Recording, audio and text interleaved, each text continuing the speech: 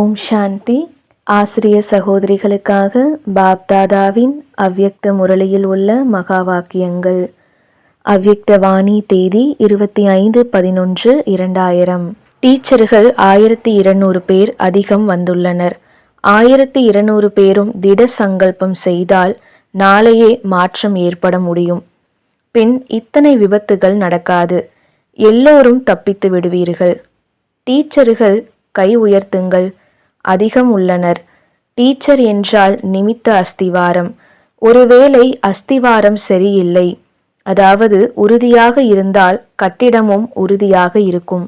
இந்நாளில் உலகிலும் சரி, பிராமண உலகிலும் சரி, ஒவ்வொருவருக்கும் தைரியம் மற்றும் உண்மையான அன்பு தேவைப்படுகிறது.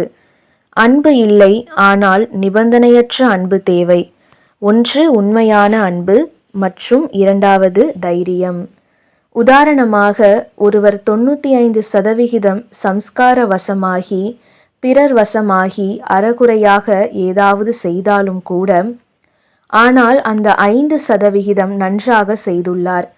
இருப்பினும் நீங்கள் 5% நன்மையை முதலில் கூறி அவருள் தைரியத்தை நிரப்பி மிக நன்றாக செய்துள்ளீர்கள் என்று கூறி பின்பு அவரிடம் மீதமுள்ளதையும் இவ்வாறே சரி செய்துவிடுங்கள் என்று கூறினால் அவரும் தவறாக நினைக்க மாட்டார். ஒருவேளை நீங்கள் அவரிடம் இதை ஏன் இவ்வாறு செய்தீர்கள், இப்படித்தான் செய்வதா, இப்படி கூடாது என்றால், அவர் ஏற்கனவே சம்ஸ்கார வசமானவர், பலகீனமானவர் எனில் அவரும் பதட்டமாகி விடுவார், முன்னேற முடியாது. அந்த 5% தைரியம் அளியுங்கள். உங்களிடம் இந்த விஷயம் மிக நன்றாக உள்ளது என, இதை உங்களால் நன்றாக செய்ய முடியும் மற்றும் அவரது நேரம் மற்றும் சொரூபத்தை புரிந்து கொண்டு கூறினோம் என்றால் மாறிவிடுவார். தைரியம் கொடுங்கள். பரவசமான ஆத்மாவில் தைரியம் இருக்காது. பிறர் வசமான ஆத்மாவில் தைரியம் இருக்காது. தந்தை உங்களை எவ்வாறு மாற்றினார்? உங்களுடைய குறைகளை கூறினாரா?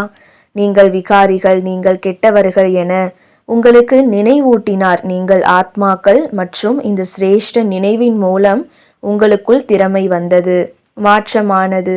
எனில் தைரியத்தின் மூலம் நினைவூட்டுங்கள். நினைவு திறமையை தானாகவே கொடுக்கும். புரிந்ததா? இப்போது சமமாகி விடுவீர்கள் தானே? ஒரே ஒரு வார்த்தையை நினைவு வையுங்கள். தந்தையை, தாயை பின்பற்றுங்கள். பாபா என்ன செய்தாரோ அதை செய்யுங்கள், அவ்வளவுதான். ஒவ்வொரு அடி மீதும் அடியெடுத்து வையுங்கள். அப்போது சமமாவது சகஜ அனுபவமாகும். அவ்யக்த வாணி தேதி 31/12/2000. அனைத்து ஆசிரியர்களும் அமைதியின் கலாச்சாரம், இதற்கு நல்ல முயற்சி எடுத்துள்ளனர்.